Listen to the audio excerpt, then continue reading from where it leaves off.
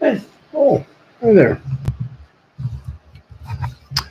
Hey, hi, everybody. Little by little from the lovely Tom O'Neill Memorial Studios, high atop the fourth floor of the Park Forest apartment complex here in Jackson. I am Steve the Baxman Baxley, and you are watching Steve Sporty Balls. I am behind the Desi Lou Productions microphones, and it feels good to be back again. There we go. I gotta center this somehow. There we are. Okay. Time to give you the what is, whereas, and MR, and are we goods. Somehow some of that's going to work out. Anyway, welcome aboard. How's you doing? I'm doing okay. I got a couple more of these plastic lovelies to buy. Let me just show you what I got to do here. Oh, excuse me with the camera. Yep, I'm gonna buy about a couple more of these lovelies. These lovelies are right here, so I can put my stuff in them, and we can finally be, um, we can finally find ourselves a better place for this thing.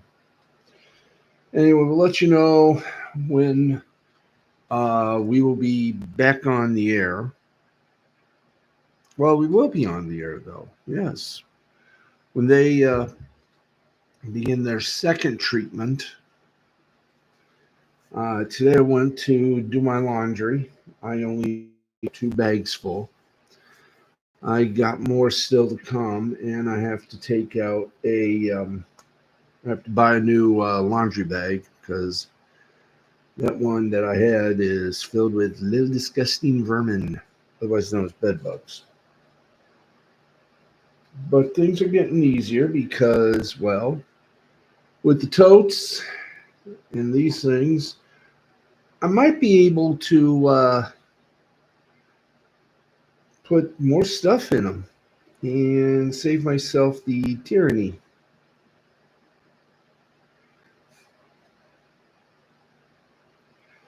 So, everybody, just stay tuned. I will tell you all that happens in the meantime, in the in between time.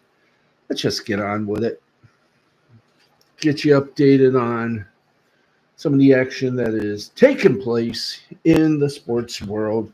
Because, frankly, if I talk anymore about my world, about this little reality here. Ah, Deborah, how's the cleaning? It's coming along.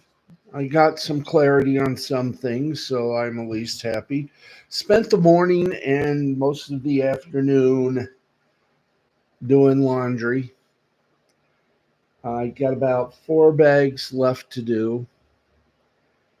And my cousin Brenda is going to come tomorrow to help me clean the kitchen, rest of the living room, get everything put in, set up, and made sure that don't have to worry about things. Because every time I worry about things, I get sick. And the devil wins. Well, the devil's not going to win. I will make damn sure of that. Uh, Phone died out on me, so I'm having to power that up. That gave me a chance to do some other things. Then after surviving a little rainstorm, when I went to Wellness Tuesday, I'll be going to Wellness Wednesday tomorrow. And then Wellness Thursday. No. Thursday's the day I dread because that's the day the inspection begins, and I just don't. I don't. I want to be here so I can explain myself, but I think I explained myself already. So I frankly don't need to be here on Thursday, but I've already got that plan. Uh, what else have I got to do tomorrow? What else have I got to do on Wednesday? Oh, yeah. Clean. Clean, clean. Try to do some exercises. Try to get things put up, straightened up. Get me some more of those big bags and maybe about three more um, uh, plastic totes. I might even put one as a makeshift nightstand here or in my room. That would be much better. But all comes down to Tuesday, so I have 24 hours left. And when they finally put in the second treatment, I hope that's it, but I don't think it is. But I'm not going to let that scar me or eschew me from doing what I love to do. And that's what we're doing right now. It's time to bring you into the world of sport. And that's what we're going to do. Also, got a couple little commentaries coming up as well. So feel free to join us. Why? Because I'm lonely, okay? Anyway, let's get on with it. I also got to get a new little thing here so I can cover this up. So if I drop it, it won't break. Mm-hmm. Okay, come along and listen to ba-da-ba-da-ba-da-ba-dee-doo, wah, wah, wah, wah. Okay, let's hit first to college football. And oh boy, what a difference a year or two make. Come on, boom, boom.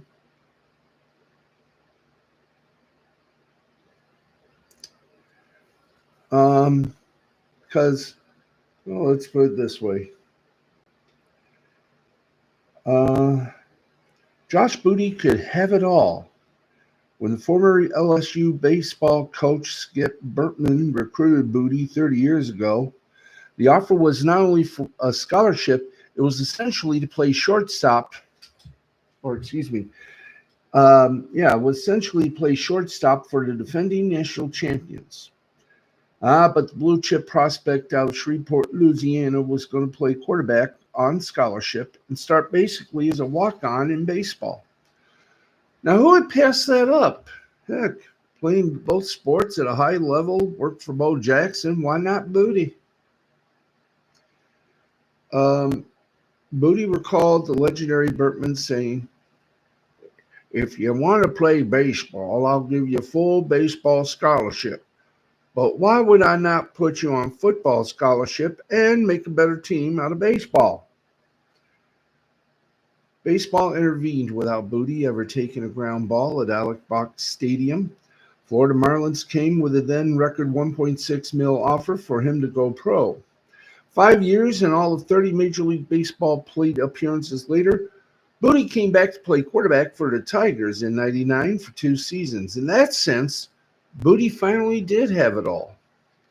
The kid, now 49-year-old entrepreneur, can we raise that up a bit? Thank you. Played football for Nick Saban, but not without a lesson. College baseball was undeserved.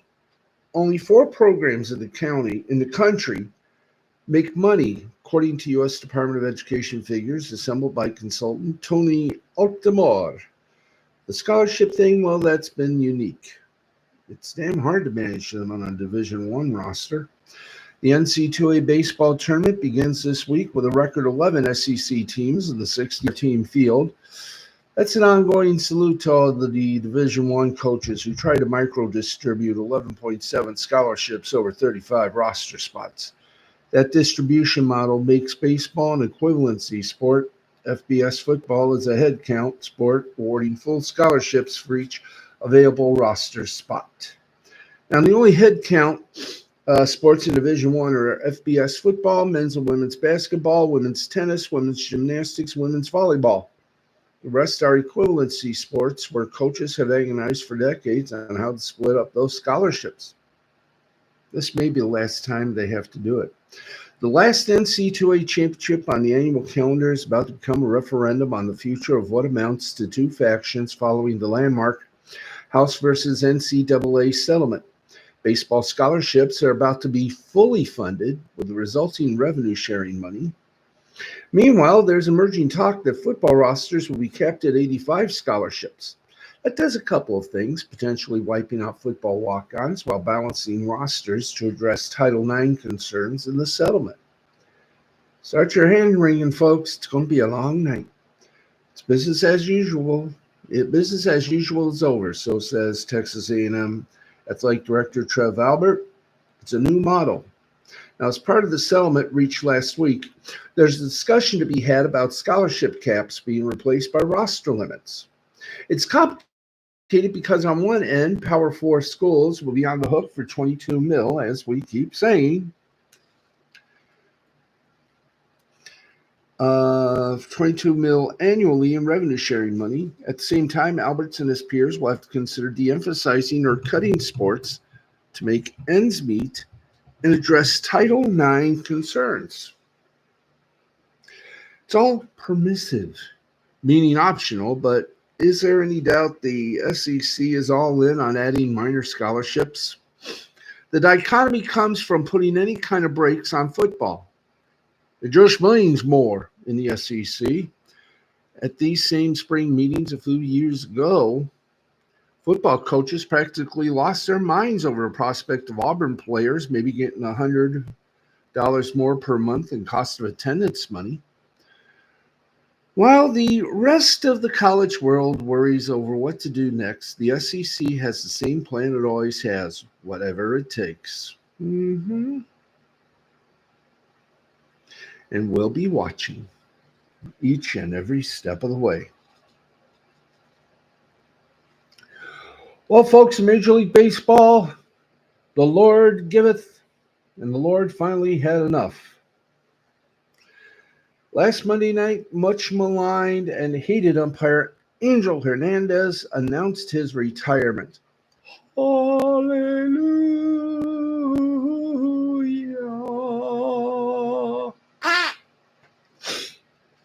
Effective immediately, he broke into the league in 91 and became a full-time umpire in 93. Hernandez umpired his final game on May 9th. Back injury sidelined him for most of the 23 season. Hernandez said in a statement, "I have decided that I want to spend more time with my family. Needless to say, there have been many positive changes in the game of baseball since I first entered the profession. This includes the expansion and promotion of minorities. I am proud that I was able to be an active participant in that goal while being a major league umpire." Guess you haven't heard about Jackie Robinson? Anyway, to say Hernandez was unpopular with fans and players would be to say it would have been better to have the chicken pox than the plague. He has long been regarded publicly as baseball's worst umpire, even though the data shows that he's merely below average. Shocking, isn't it? Shocking, isn't it, kids?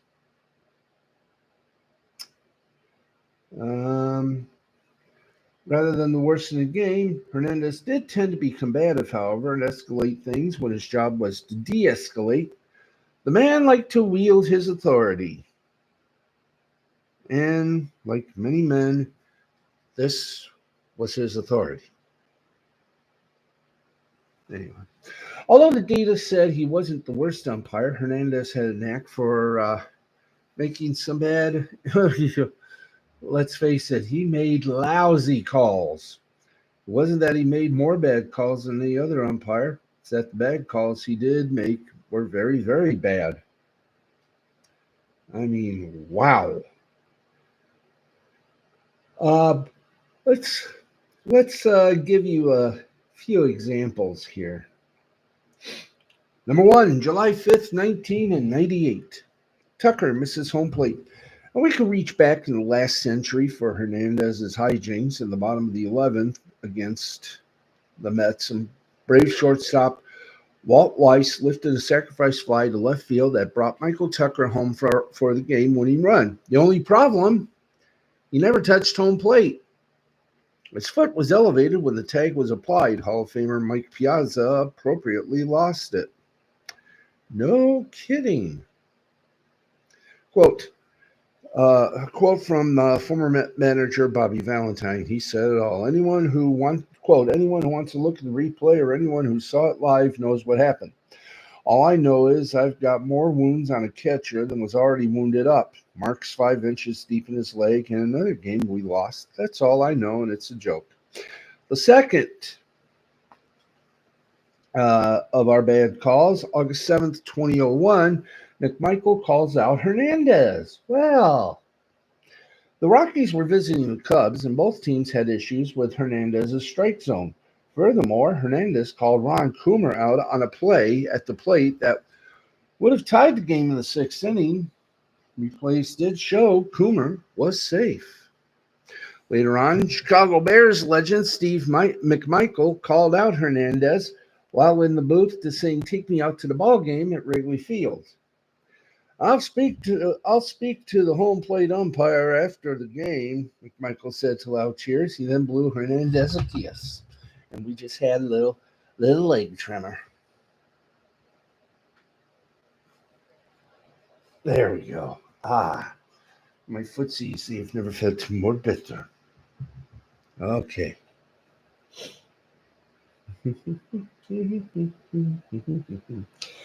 At the time, it was reported Hernandez had McMichael ejected. Yes, umpires can eject fans, though Hernandez and crew chief Randy Marsh later confirmed McMichael was never tossed. Number 3, May 8th, 2013, Rosales loses a game-tying homer. With 2 outs in the 9th inning against Cleveland closer Chris Perez, Athletics utility man Adam Rosales lifted what should have been a game-tying solo home run to left field. The ball hit the railing above the yellow line at Progressive Field. Hernandez, crew chief, called it a double on the field. A's manager Bob Melvin asked for a replay review, and Hernandez ruled a double anyway. The next day, the Major League Baseball admitted the incorrect call was made. Now, MLB executive Joe Torre said in a statement, by rule, the decision to reverse a call by use of instant replay is at the sole discretion of the crew chief. It was a judgment call, and as such, it stands as final. Now, rather than being credited with a game-tying homer, Rosales had to settle for a double. He was stranded at second, and the A's lost the game. The 4th biggest error. Hey, hello there, Dandelion Floof. How are you, my friend? May 24th, 2013, Hernandez robs Rios of a walk-off. With the score tied at 3, the White Sox had the bases loaded in the bottom of the 10th inning against the Marlins when Alex Rios hit a weak ground ball to short. The Marlins turned the inning-ending 6-4-3 double play, except they really didn't. Replay showed Hernandez blew the call and Rios beat the throw at first, which means the winning run should have scored. Iconic Chicago broadcaster Ken the Hawk Harrelson summed it up thusly. Oh, no. He is safe, and another blown call by Hernandez. At the time, instant replay was used only for home runs. Replay was not expanded until 2014, so Hernandez's call was final. Who's on first? What's on second? I don't know. He's on third. Hey. Let's see here. I think we'll do the rest later. Memories of a beautiful time. Yes, friends. When baseball was funny. How funny? It was just funny. Okay, let's give you some scores because we are at 20 minutes past the hour of 10 o'clock Eastern Time. We've been on the air for 19 minutes. Yep. Let's get you some NHL scores. Then we'll give you some hockey scores. I wish I had a scratcher. There we go.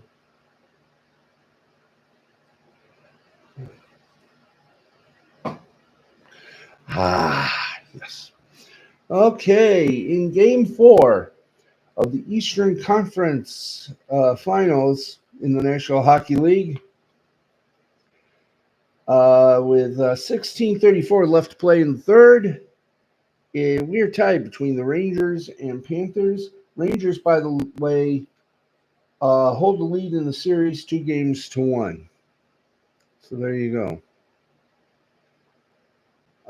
Here's some WNBA scores. Sun went down on Mercury 70-47. The Sun wins.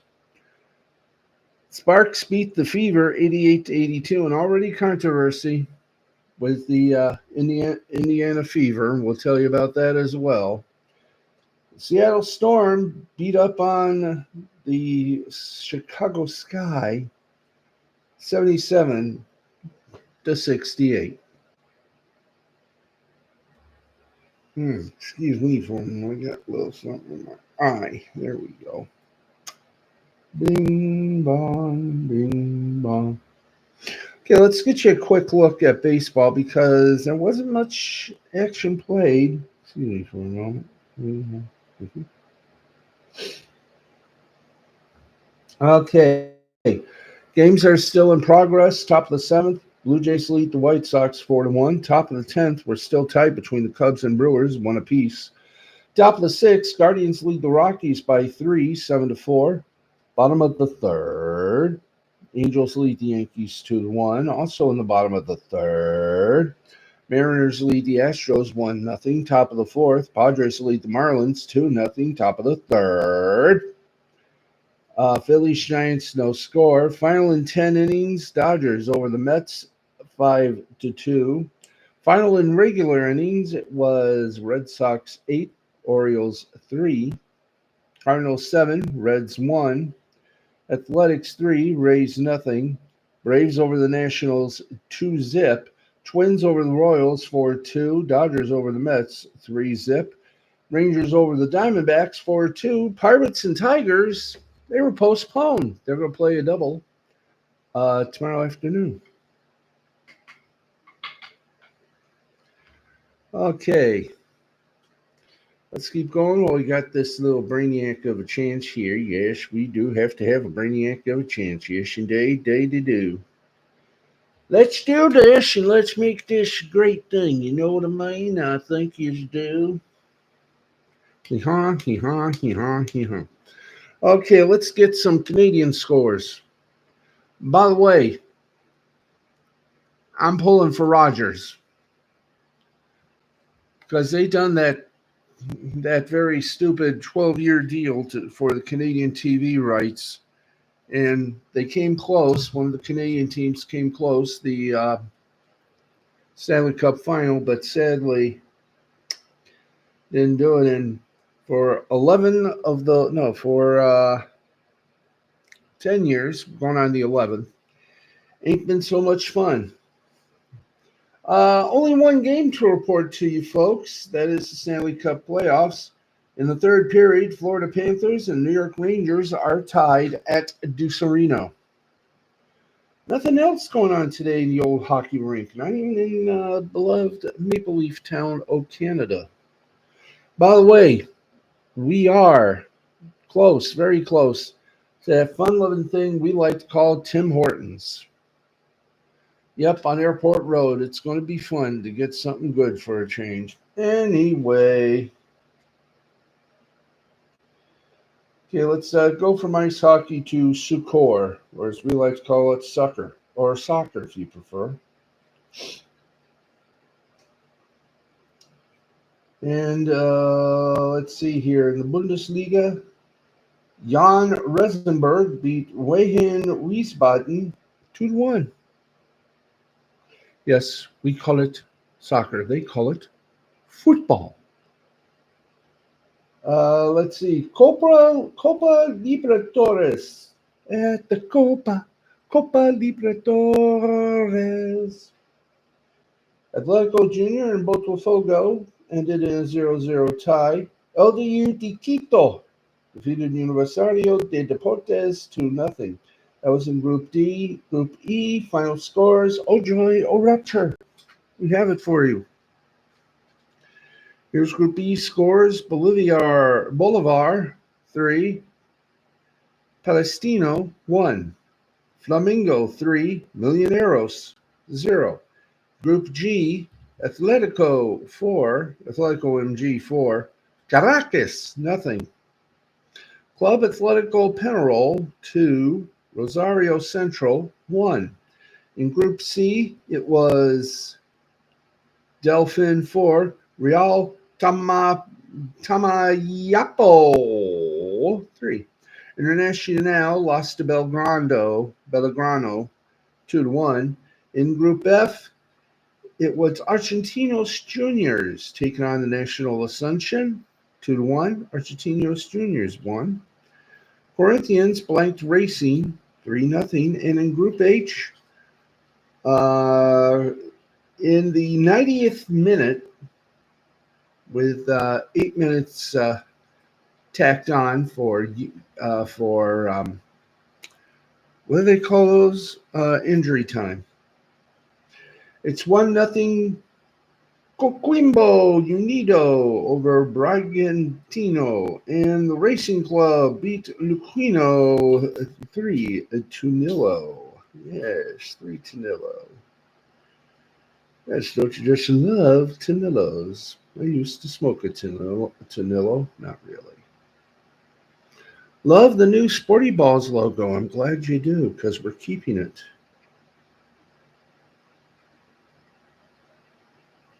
I think you're going to love the new electronic scoreboard, or our new electronic board, because it's going to be bigger, understandable, more funnier. Here we go. Hey, we got some goods here in the U.S. In USL League 2, Asheville over Athens 4-0. Lansing City, yes, friends, Lansing City defeated Union 3-2. Vermont over Blackrock 1-0. Birmingham over Dothan 1-0. And Tennessee and East Atlanta, they are not yet started yet. In NPSL East Regional, that hasn't started yet, so we don't have a final score for that. How about this? I know you're going to love this.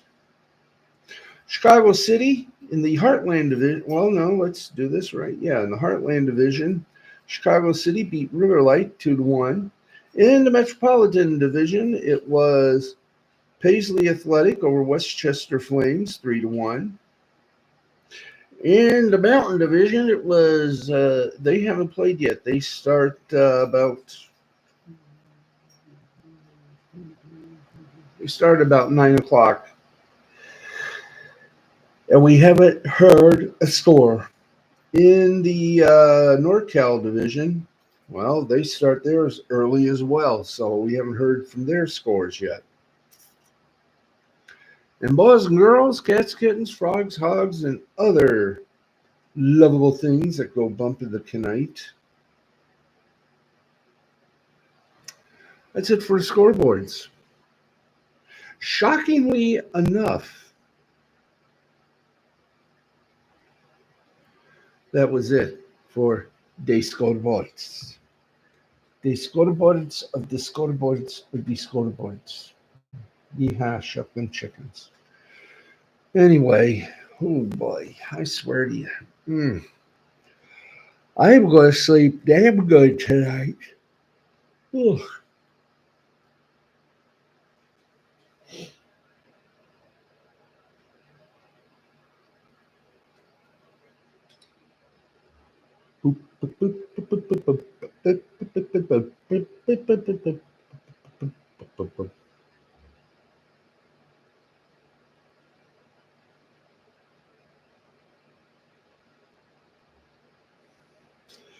Anyway, glad you're all here. We're at 10:30 right now.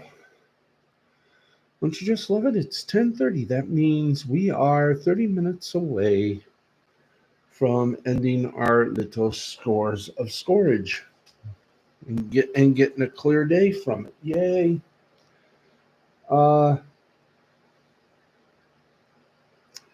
So we got you covered tonight. And I say that in all aspects of the word. Okay. Us, let us go forward and move ahead, to which we live through the day and we party at night. Hum.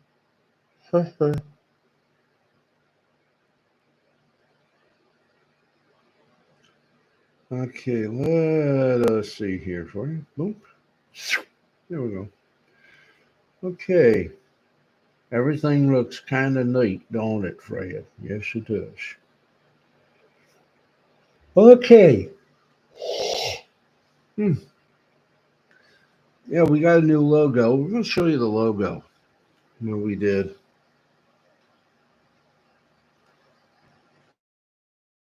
Yeah, we're going to show you the new logo. We got the new electronic board after our production folks decided to show different things. Uh, we will show you the winning design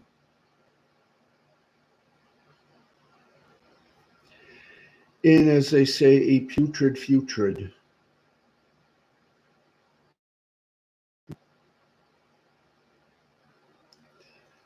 Ah, there you are. Whoa! Wow, that was big, wasn't it? Yes, it was. Joyful and triumphant.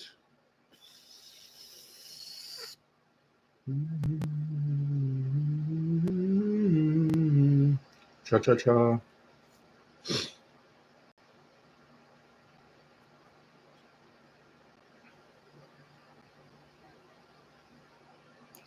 Hey, before we go on to our sports, thought I'd give you a little bit of behind the on how television works. You know, TV, especially your local TV news. I don't know what they do in Canada, but here, a group of a broadcast group to cut spending offers their employees a retirement package, an early retirement package. Well, Detroit-based Graham Media, formerly known as Post Newsweek Broadcasting. Well, bear with me, Dandelion Fluff. There is something hilarious about this, but poignant. Graham Media, Detroit-based, owner of Channel 4 here, they hired a couple of folks from CTV2, Priya Man being one of them. Anyway, great person. Anyway, let's get on. Let's see. Uh, the person that runs Channel 4 in Detroit offered a buyout, sort of a retirement package for those that want to get out early. Well, four people uh, took the took the deal. One of them posted on Facebook, and I want to read this to you. Quote, the news of my departure is not greatly exaggerated. It is true. Yes, I've accepted a generous buyout offer from my company. Here's what I wrote my GM and conveyed to our CEO of Graham Media several weeks ago. After a lot of consideration and soul searching, I am happily accepting the offer. I already miss the people we met and the stories I still want to tell about our wonderful state and its people. I am also incredibly appreciative that my employer thought enough of me to forego the gold watch and give me something truly generous and useful. A great start to an early retirement. You didn't have to do that. You didn't have to do it, yet you did. Lots of organizations in our industry are just slashing jobs and salaries in this changing climate. That's not what happened here. I can only speak for myself. I am being treated well, and I'm excited to travel, sculpt clay, raise orchids, work on screenplays, teach workshops, and do whatever the I want to do without a pressing deadline. End of personal email to bosses.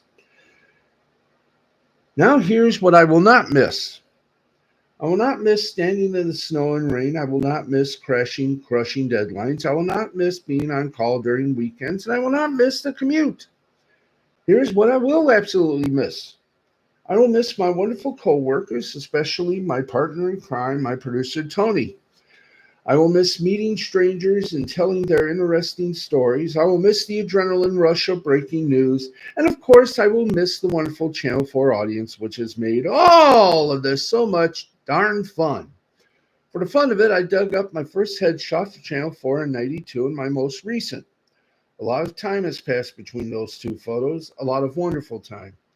And now it's time to happily exit. Excuse me, I got to do this properly. And now it's time to happily exit stage right.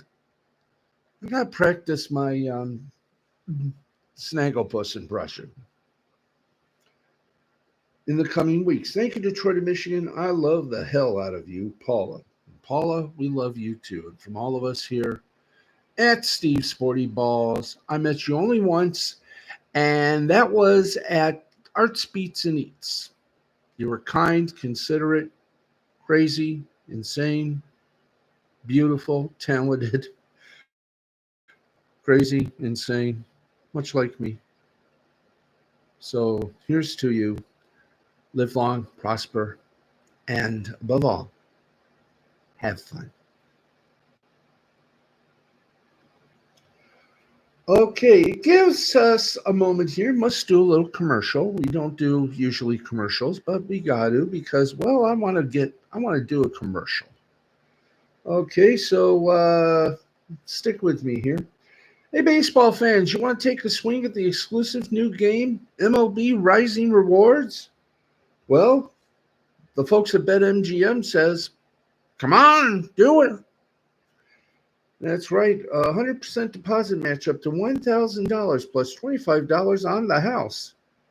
No wonder why, when it comes to bets and little fun, you're talking to the king of casinos. BetMGM, the king of casinos. Take a swing at Rising Rewards, and you can win possibly $2,000. Hey, if you got a gambling problem, I want to remind you this. If you have a gambling problem, call 1-800-GAMBLER. That's 1-800-GAMBLER. You must be over 21. Michigan, New Jersey, and Pennsylvania only. New customers only. Please gamble responsibly. Visit BetMGM.com for terms and conditions. All promotions are subject to qualifications and eligibility requirements. Rewards issued as non-withdrawable site credit/bonus bets, unless otherwise provided in the applicable terms. Rewards subject to expiry. Blah. Remember, if you got a gambling problem, call 1-800-GAMBLER. If you have an eating problem, have you considered veggies?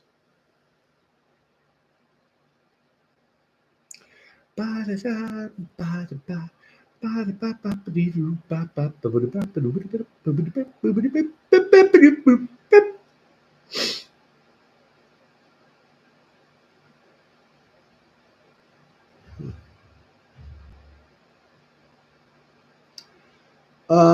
Let me check something here before we go on, because we're doing an entertainment report now.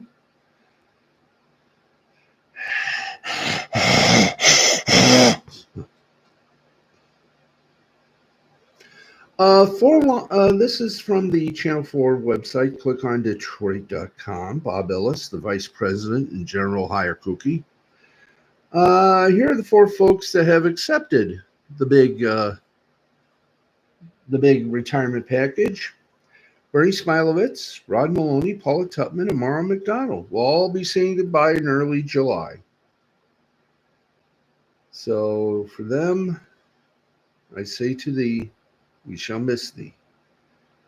And especially with Bernie, we're really going to miss him. Anyway, I'll have something to say about Bernie in my little commentary, because I've been a longtime fan of his, and it is because of him and because of my dad that I do this every night. And Bernie, if you want to do this every night, hey, feel free. But you can't call it Steve Sporty Balls unless you get permission from the person that did the naming for us, and that is, of course, my friend Mandy Summers. I've also got to finish up my new Twitter thing. I got to update my Twitter, uh, my uh,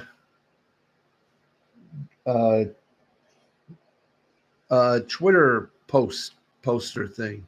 No. This is Twitter now X, not Twitch. Twitter. This is what's known as X now. Okay, man. I think that's why Elon bought Twitter, so there'd be no confusion because both are spelled TW.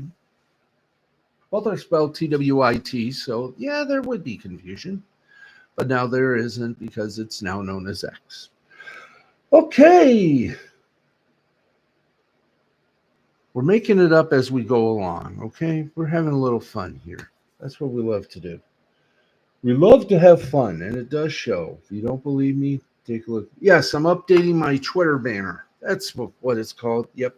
I'm going to update the Twitter banner and make it look very good and not so professional.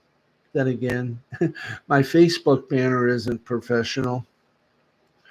It's going to be fun. I got to find out what I'm going to put on it, but it's our secret. Yes, it's our secret. There's no way I will tell people what I'm going to put on it, but you'll be excited. And July. No. Check that. Not July, June. Our first show from our first show, hopefully, from our new little studio will be in June. It'll be an hour and a half, and it'll just be talking about life, entertainment, sports, no news, no politics. We're going to have fun. We're going to give you folks a show that'll be so positive. We might update the Twitch banner. I say might. So as they say, stand by because I want things looking good. And the banners we got, they look great. I want one step beyond. I don't want something that has that little oomph to it. And we got some good stuff. Yes, we do got some good stuff. Yes, we do. Okay. Have we talked too much? Yes, we've had. Okay, we're at 10:44. Don't you just love it? Chicka boom, chicka boom, boom, boom. Ba ba ba ba ba. Ba ba ba ba. You still got that starting soon screen I made you? Yes, I do believe I do. And I can't wait to implement it. Okay, that was enough of our discussion. A little commercial. And here it is. Get ready, it's coming back. Michigan Mix to your favorite mid-Michigan. Let's try that again. Bleep. Hey, if you like the Michigan Mix, you're going to love it more. Michigan Mix is back, along with frozen Coke, frozen cherry, and a few other frozen things. If you want to try Michigan Mix, you can't get it at the 7-Eleven. You can't get it at Speedway. You can only get it at one place, McDonald's, for about $2 and change. Hey, you got to stay cool in the summer, and what a way to stay cool than drink up a little mix of mid-Michigan. Michigan Mix back at your local, almost said favorite, at your local mid-Michigan McDonald's restaurant. You too will be saying, da, da, da, da, da. I'm loving it, mon chéri. Anyway, we're back here.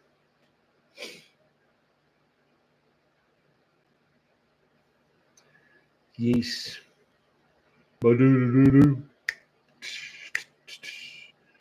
Okay, what do we got here? Also, that would.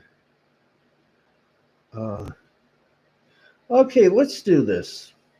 Now let's get you the championship odds, the picks for the new look, a Big Ten. That's right. We've done the scores. Now, let's back to the stories. Now, unlike the Big 12, which CBS Sports' Shehan J. Araha correctly described as wide open, the Big Ten has typically been a league dominated by one or two programs at a time. That's not to say there aren't multiple good teams in the Big Ten in any given season, but through most of its history, you don't have to scroll past Michigan or Ohio State when trying to figure out who will win it. With the league expanding to 18 schools in 2024, perhaps we'll see that change in the future. For this season, however, don't expect much to change. When we reported on the preseason odds for Big Ten last season, we said Michigan, the league favorite, was the best bet on the board. They went on to win the conference and then the national title. Now, despite this, it's not the favorite entering this season, nor should it be. With all the changes it's undergone, this year's favorite is Ohio State. Newcomer Oregon follows the Buckeyes, then it's Penn State, and finally, with the fourth best odds, you'll find the reigning, defending national champions, Michigan Wolverines. Having the fourth best odds is a testament to how deep the new look Big Ten is, but you don't want to scroll too far down the list looking for a good bet. Here are the Big Ten odds for all 18 teams and a few picks to consider.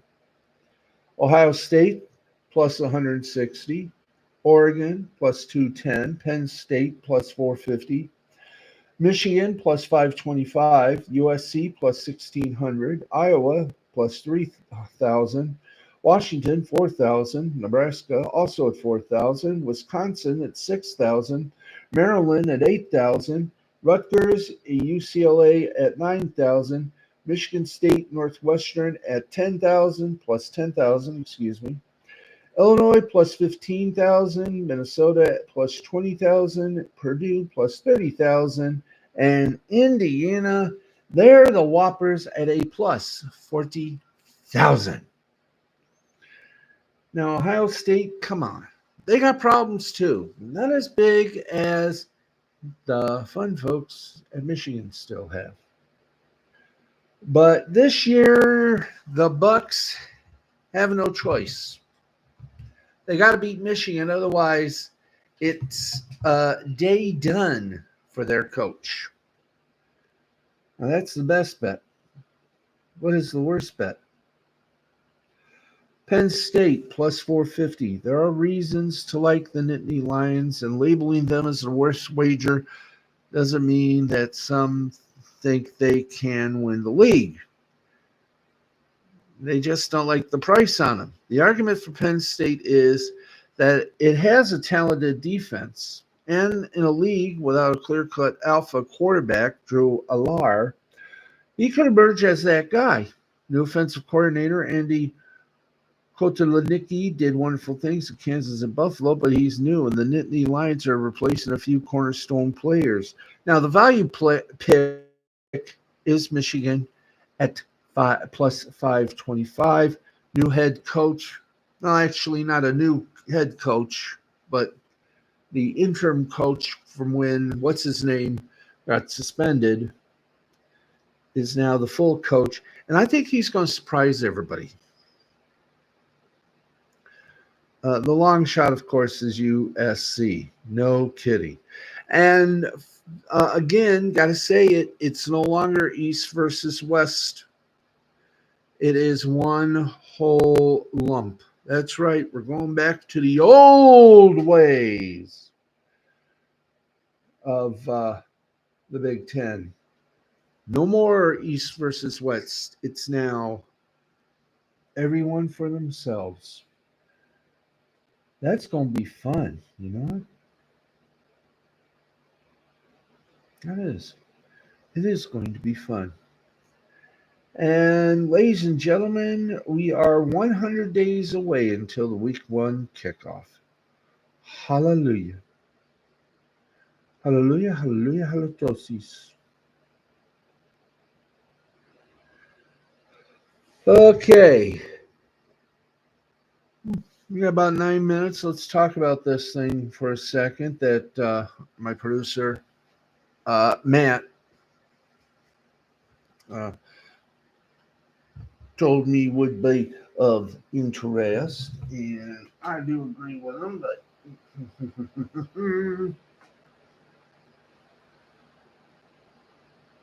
Yay.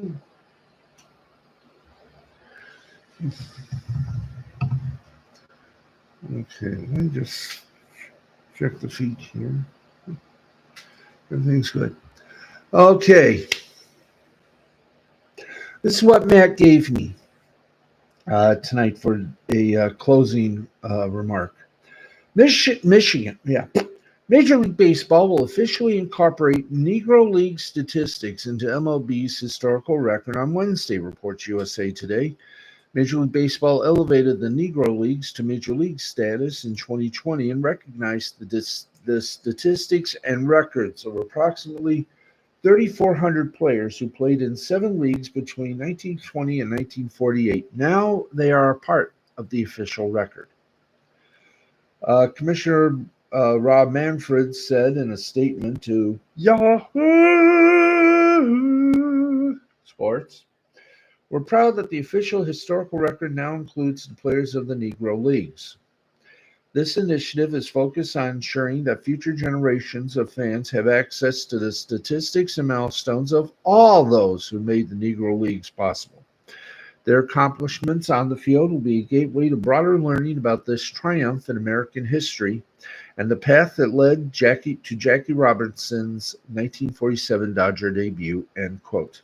As a result of Wednesday's integration, Negro League legend Josh Gibson is now the all-time leader in career batting average at 372, beating out Ty Cobb's 366.